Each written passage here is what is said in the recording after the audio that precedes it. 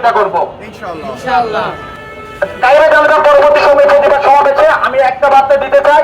আপনারা হয়তো দেখেছেন উপদেষ্টা মন্ডলী থেকে যিনি আমাদের ছাত্র প্রতিনিধি হিসেবে গেছেন মাহবুব আলম গতকাল একটি বিবৃতি দিয়েছেন। আপনারা হয়তো অনেকেই পড়েছেন বিবৃতিটা। তিনি সেখানে ইসলামী দলগুলোকে শুরু করেছেন। আমরা আজকের এই ময়দান থেকে ওরা সে বক্তব্যের তীব্র নিন্দা প্রতিবাদ জানাচ্ছি। রাষ্ট্রের সে গুরুত্বপূর্ণ পদে বসে যেখানে এই মুহূর্তে আওয়ামী লীগের প্রেসক্রিপশনে অনেক টাকা পয়সা দেওয়া হচ্ছে শুধুমাত্র বাংলাদেশের এই আইন শৃঙ্খলা বাহিনীকে এবং বাংলাদেশকে অস্থিতিশীল করে তুলতে।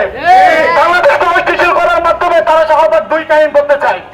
আমরা আজকের এই প্রতিবাদ সমাবেশ থেকে সেই শাহবাগ 2 এর কবর রচনা করার ঘোষণা দিচ্ছি। 13 শাহবাগী থেকে মনে রাখতে হবে এটা 13 বাংলাদেশ না, এটা